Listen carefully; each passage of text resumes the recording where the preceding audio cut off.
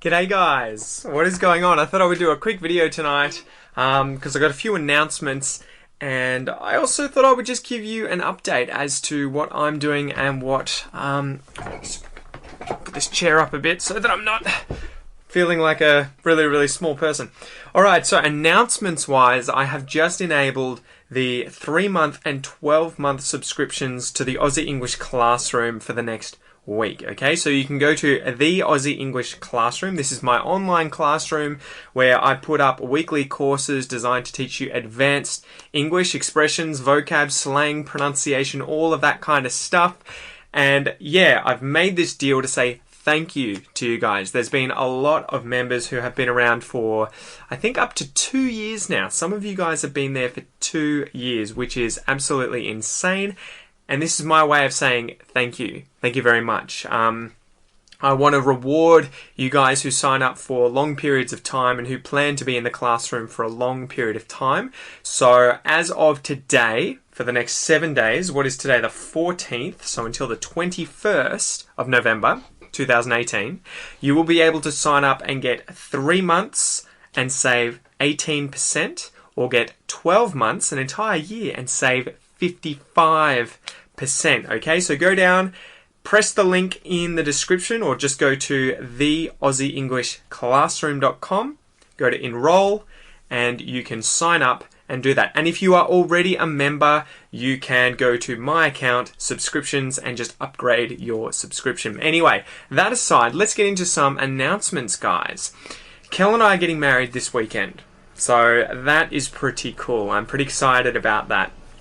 We had been wearing our rings for the last 2 weeks or so because we just got a bit excited, and they had come in the mail, so we weren't too sort of phased about putting them on the day. We're sort of unconventional and not very, I guess, conservative with regards to our views of marriage, etc. So we'd been running around in our rings. You may have seen that ring popping up in videos. I don't think you will have noticed if it was on the podcast that you were listening, but that's been interesting. It's just taken a while to get used to having the ring on my finger, and also just pulling it off and putting it on, pulling it off, putting it on every time I go to the gym, because I don't want to destroy it from all the metal handles and things in the gym. So I have to constantly be taking it off and making sure that it's kept safe and sound in my wallet. So anyway, took them off today, put them in the box, and we have another 4 days until we get married. We're getting married on Saturday, and it's not a conventional marriage. It's a bit different. So we're doing it very low-key, meaning there aren't going to be many people there. It's not going to be incredibly extravagant, incredibly overdone. It's more just that we want to have a small ceremony and then just hang out with our closest friends. We also didn't really want to have a lot of family, at least I didn't, because I'm kind of modest like that. I don't really like a big fuss. We didn't want to have a lot of family because Kel's family is all in Brazil. So it would be my side full of people, and it would be her side with no one there. So we decided not to really have anyone there. I think there will be easily less than 20 people who come to our wedding. Where's it going to be? It is going to be at a distillery, a whiskey and gin distillery down here on the Bellarine Peninsula, which is really cool. We found it, and it was a really crazy story. We'd met this celebrant online because we had to find a celebrant, the guy who marries people. We found him online. We went up to Melbourne, met him, did all the forms, had a chat about what we wanted, and then he suggested a few places around Geelong that we could get married at. And we hadn't really had anything in mind. We were just thinking of doing it at the beach or doing it at our house. He suggested this, and we checked it out, and it was awesome. Really nice place, lots of wood, really cozy. The outdoors is really nice. There's lots of trees and chairs under the trees, and one of the trees there is full of these purple flowers at the moment, so we'll be getting married underneath that. So yeah, it's going to be, I think it'll be a really good day. I don't know. Kel says she's okay with it. She doesn't want a huge thing either, but I don't know. I think girls always want that kind of thing for their wedding. So I hope Kel's not too disappointed that it's going to be very small and, yeah, casual. So, I mean, I'm not even going to wear a suit. I'm going to be wearing a shirt and some nice pants and some nice shoes. But we just kind of wanted to save our money and not spend a lot of money on things that we're never going to use again, right? Or that things we will never be able to sell, right? So like rings, we didn't go absolutely out of control and buy a heap of really expensive rings, or at least 2 rings that are very, very, very extravagant and expensive. We kept it pretty modest because it was more about what they meant than how much they were worth. And we don't really have a lot of money, so there's that as well. Okay, aside from that, we're currently looking for houses, which has been an interesting... we've done this a lot. So we're getting to be pros at finding houses. And we're looking for houses in Ocean Grove at the moment. That'll be good. Kel is almost at 12 weeks with her pregnancy. So she will have her scan in 10 days, I think, 10 or 12 days. We will be going to get the very first scan for the pregnancy. So that's when I think it'll really sink in. I think that's when it's going to hit home and I'll really realize, oh shit, I'm going to be a dad. Because up to now, I've had no real... I don't know, I haven't felt anything, I haven't seen anything, I haven't experienced anything aside from what Kel has told me, right? So I can imagine for her, with the hormones going up and down, feeling sick in the morning, having morning sickness, feeling energetic at other times, that sort of roller coaster ride that she's experiencing, I think the pregnancy for her is obviously a lot more real.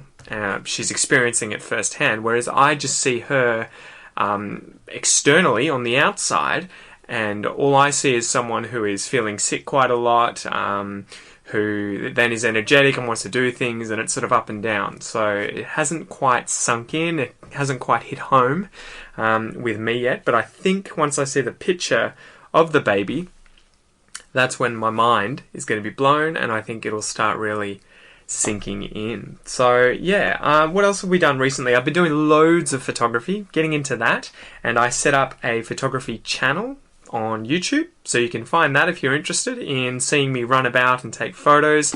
Unfortunately, there's no subtitles on it because that just takes a long time, and the majority of people watching that, I assume, will probably be English speakers. So yeah, I've been doing that, running around. I love vlogging, I love sharing knowledge, and I love learning. So that's why I'm sort of doing that on the side, although I'm trying not to get too distracted and to keep doing Aussie English, obviously. We released our first IELTS episode on the podcast, as I'm sure you guys have noticed. Feedback's been really good since then. I hope you guys enjoyed it. I had one person complain and say, too much Brazil. Too much Brazil, Pete. You're talking about Brazil way too much. And sorry, guys. Sorry if I'm talking about Brazil too much at the moment. Obviously, it's a big part of my life. You know, Kel's Brazilian, I did jiu-jitsu that's Brazilian, I've lived with a whole bunch of Brazilians, so that's why I've been talking about it recently quite a bit. It's just had a lot to do with my recent life. But I will try and branch out and tackle other kinds of topics. You know, I'll try and interview more people as well in the near future and cover new topics about all kinds of things. I'm trying to get Wildman back on the podcast and on the YouTube channel as well. So that's been happening. Today we also recorded another episode for the podcast with Kel, just an interview episode talking about house hunting and how to find a share house or how to rent a house for yourselves. So that's been about it. And aside from that, it's just, for me, it's working, and saving as much money as possible to put aside for the baby. Because for us, because of Kel, this is an interesting thing too that may help you guys. We weren't really sure what was going to happen with paying for the medical bills, because Kel's not a citizen, she's a Brazilian. And she's just on a student visa. She doesn't have permanent residency or anything like that. So she's got health insurance, fortunately, which she had to pay for before coming to Australia. And that saved our asses. So if she hadn't had that insurance, it would have cost us $5,000. Pretty much all of my savings. I think combined we had a bit more than that. That would have cost $5,000.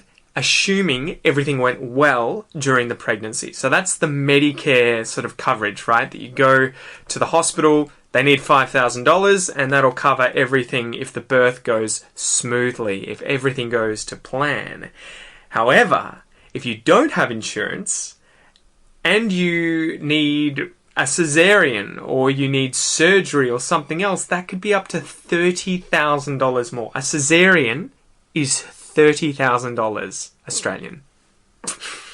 So fortunately, we had saved up thinking we would have to pay for the $5,000 and just knock on wood and hope she didn't need a cesarean or get a loan if she did. But if she found out she had insurance and that the insurance fortunately covered pregnancy. Woo! Okay, so that's a good thing. But still, we don't really know what's going to come up and what could happen in the future with regards to giving birth, having the child, the expenses related to that. So we're just saving and living on the cheap, as we say, living on the cheap, trying not to spend a lot of money, which for me is harder than it is for Kel. I think Kel's pretty used to not spending a lot of money, but I like eating food out, I like doing things, I like buying camera gear, I like drinking coffee, and so it's a little more difficult for me to sort of rein it in, you know, that expression, to rein it in like a horse, to use the reins, rein it in, and not spend too much money. Anyway, that's about it recently. Saving for the baby, also trying to save up for a deposit for a house, which is going to be like $50,000 to $60,000. We are like 1/6 of the way towards that. That is crazy. You need that, and that's 10%. That's a 10% deposit on a house around here. It's $500,000 at least. $500,000 to get a house here. Just to get a loan from the bank, and they won't give you a loan unless you have 10% already put aside. So, yeah, looks like we're going to be saving for a while. That's about it, guys. Don't forget, if you want to make the most of that deal for the Aussie English Classroom, that's 7 days left. So make sure that you go down below. If you're watching this on YouTube, go to theaussieenglishclassroom.com, click Enroll, and you can sign up for a month if you want to try it for $1. You can sign up for 3 months and save 18%, or you can sign up for 1 year and really get into it, really level up your English for a long time, and save 55%, guys. It's an amazing deal. It's my way of saying thank you to you and rewarding the more serious students who are trying to take their English to the next level. I will stop talking. Thanks for joining me, guys, and I'll see you in the next episode. Peace! Wish me luck. Wish me luck!